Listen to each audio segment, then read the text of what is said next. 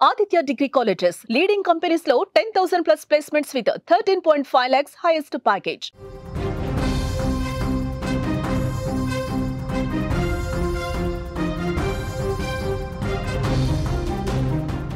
ఈ దేశంలో ఇటువంటి దుర్మార్గమైన ఒక సంఘటన వెలుగు చూస్తుందని ఎవరైనా కలగన్నారా?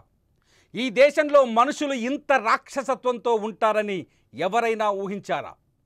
శివుడు స్వయంగా కొలువైనని భావించే మంజునాథ క్షేత్రం దగ్గర ఈ శవాల దిబ్బలు ఎక్కడివి? ఒక కార్మికుడు, ఒక పారిశుద్ధ్య కార్మికుడికి అంత ధైర్యాన్నిచ్చిన ఆ దుర్మార్గులు, హంతకులు ఎవరు?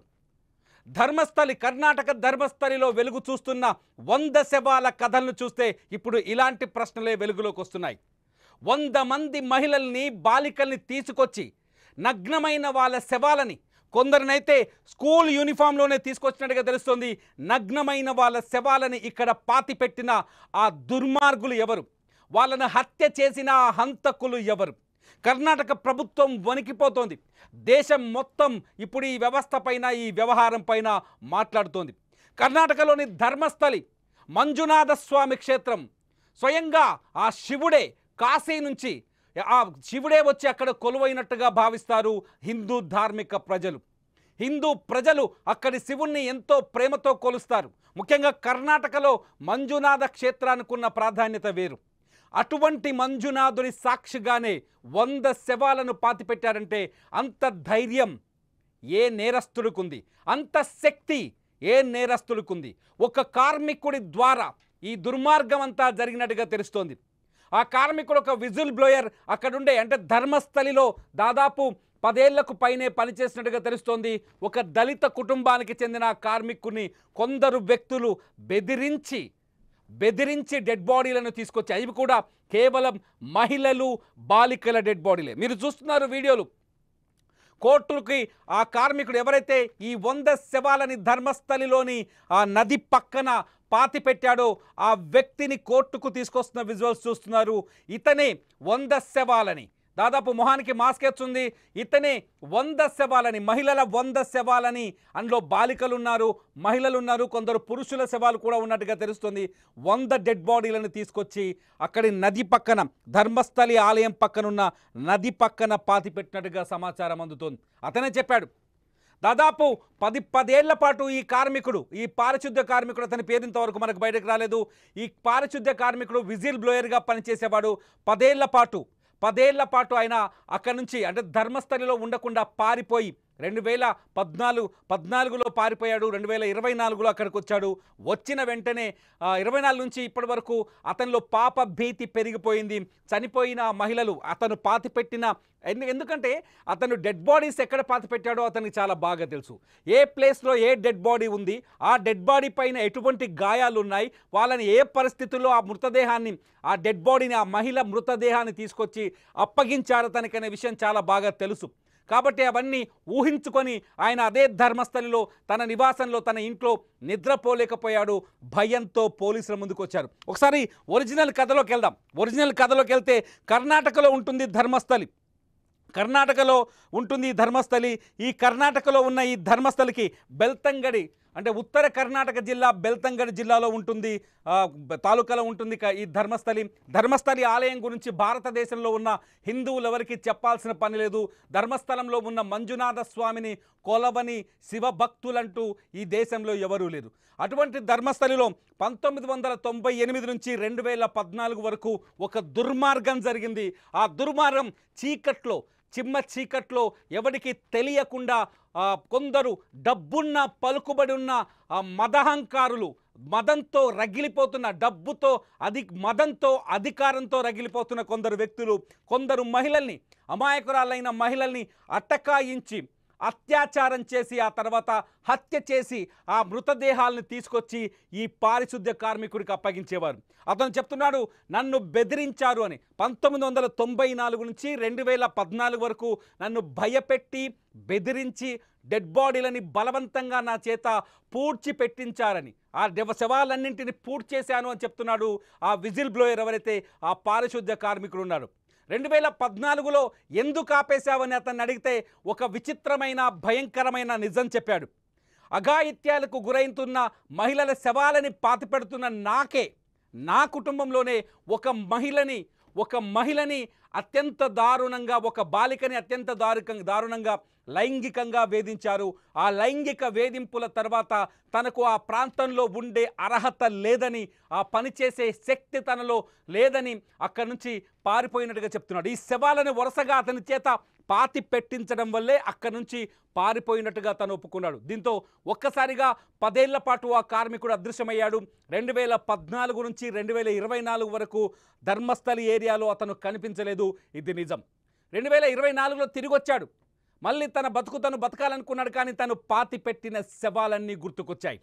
తను పాతి పెట్టిన మృతదేహాలన్నీ గుర్తుకొచ్చాయి. ఎక్కడైతే తను మృతదేహాలని పాతిపెట్టాడో ఆ ప్రాంతంలోకి వెళితే తను చేసిన పాపం తన కళ్ళకు కనిపించింది. ఆ మహిళల శవాలు, చాలామంది శవాలపైన ఏ అయితే మహిళలు బాలికలు ఉన్నారో వాళ్ళ శవాలు ఎక్కువగా నగ్నంగా తీసుకొచ్చేవాళ్ళంట. అంటే ఆ శవాలపైన ఎటువంటి దుస్తులు ఉండేవి కావు. అంతేకాదు ఆ శవాలపైన దాడి చేసిన ఆనవాళ్లు కనిపించేవని చెప్తున్నాడు. అంతేకాదు ఆ శవాలపైన ఇలా అఘాయిత్యం, లైంగిక దాడి చేసిన గుర్తులు, ఆనవాళ్ళు కూడా కనిపించేవని చెప్తున్నాడు. అంతేకాదు కొన్నిసార్లు అయితే స్కూల్ యూనిఫామ్లో ఉండే బాలికల మృతదేహాలను కూడా తీసుకొచ్చి ఇచ్చేవారు. నేను ఈ పని చేయను మహానుప్రభో అంటే చంపేస్తామని బెదిరించేవారు. తన ప్రాణాలు కాపాడుకోవడానికి ఆ శవాలని ఈ సమాధి చేసి ఈ సమాజానికి కనిపించకుండా చేశానని చెబుతున్నాడు ఆ పారిశుద్ధ్య కార్మికుడు.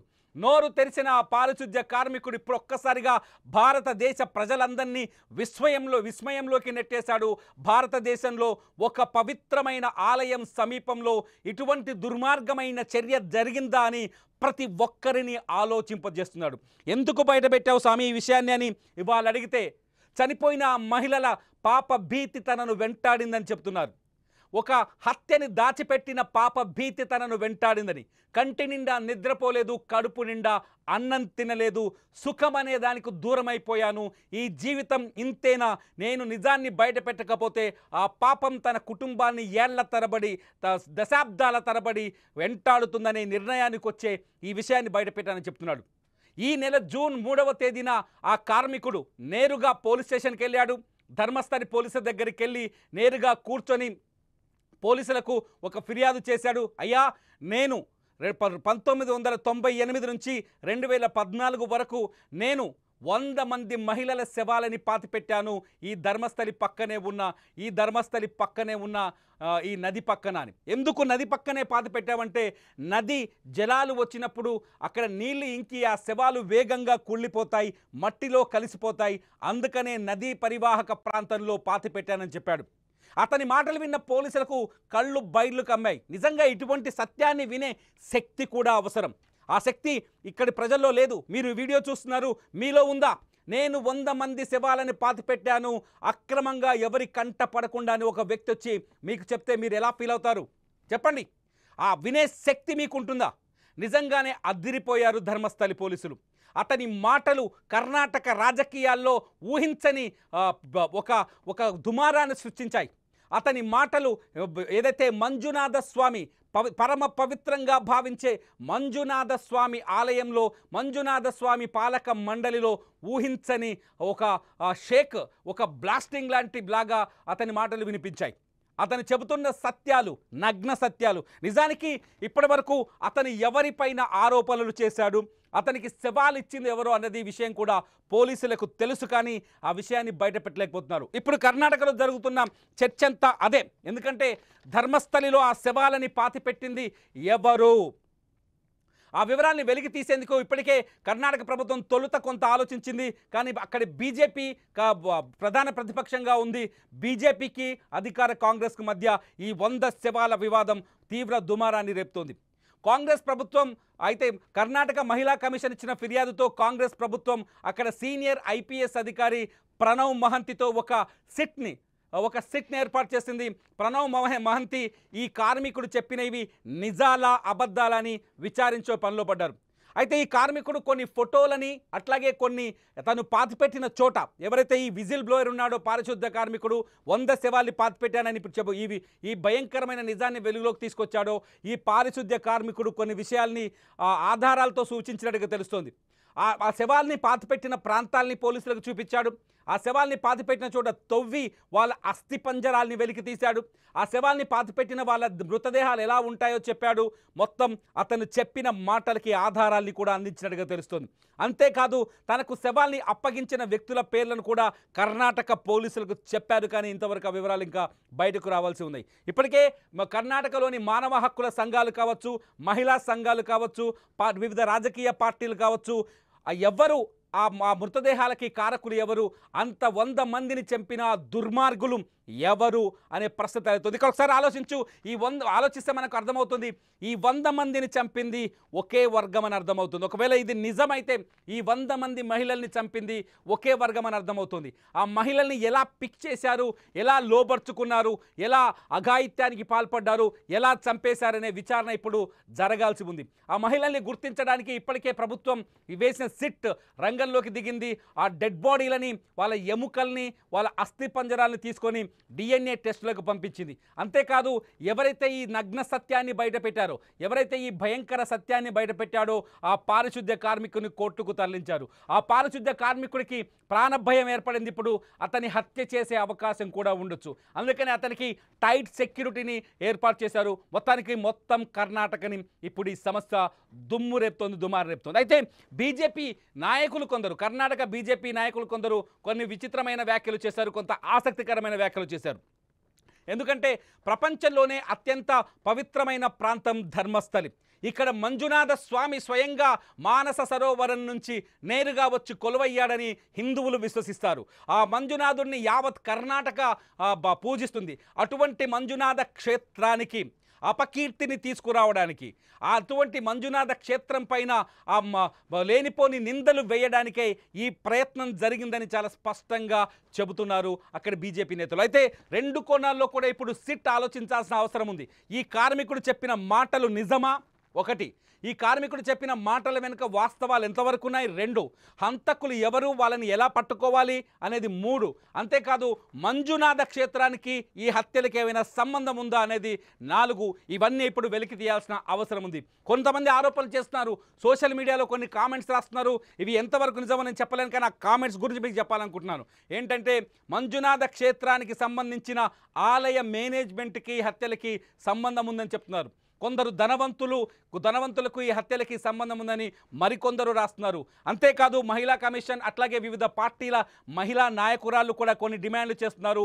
ధర్మస్థలి పరిసర ప్రాంతాల్లో గడిచిన 2 దశాబ్దాలుగా అంటే 20 సంవత్సరాలుగా మహిళలపై జరిగిన దాడులు, మిస్ అయిన మహిళలు, మిస్ అయిన బాలికలు, అఘాయిత్యానికి గురై అత్యాచారానికి గురైన మహిళలకు సంబంధించిన వివరాలు సేకరించి ఈ కేసులో ఇంక్లూడ్ చేయాలని అడుగుతున్నారు. అంతేకాదు ఒక డాక్టర్ 2010 ఈ గ్యాప్లో 1998 2014 మధ్య ధర్మస్థలికంటూ వెళ్ళి కనిపించకుండా పోయిందని, ఇప్పటి వరకు తమ కూతురి జాడ తెలియలేదని, ఆ డాక్టర్ అని తమ కూతురు MBBS చదివిందని, ఆ MBBS డాక్టర్ కనిపించకుండా పోయిందని ఆమె తల్లిదండ్రులు తాజాగా పోలీసులకు ఫిర్యాదు చేశారు.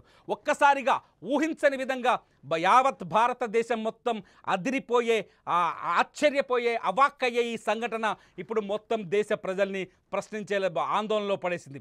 నిజంగా ధర్మస్థలిలో ఈ 100 హత్యలకు కేంద్రం కారకులు ఎవరు? నిజంగా ఈ ధర్మస్థలిలో ఈ 100 హత్యలు జరిగాయని మీరు విశ్వసిస్తున్నారా? ఈ 100 హత్యల వెనుక మరేదైనా కుట్ర ఉందా? మీరేమనుకుంటున్నారు? ఈ వీడియో కింద మీరు కామెంట్ చేయండి. ధర్మస్థలి హత్యలకు సంబంధించిన వరుస కథనాల్ని సుమన్ టీవీలో చూడాలి అంటే మీరు సుమన్ టీవీ డిజిటల్ లైవ్ అలాగే సుమన్ టీవీ లైవ్ని వెంటనే సబ్స్క్రైబ్ చేసుకోండి. చూస్తూనే ఉండండి Suman TV for live updates.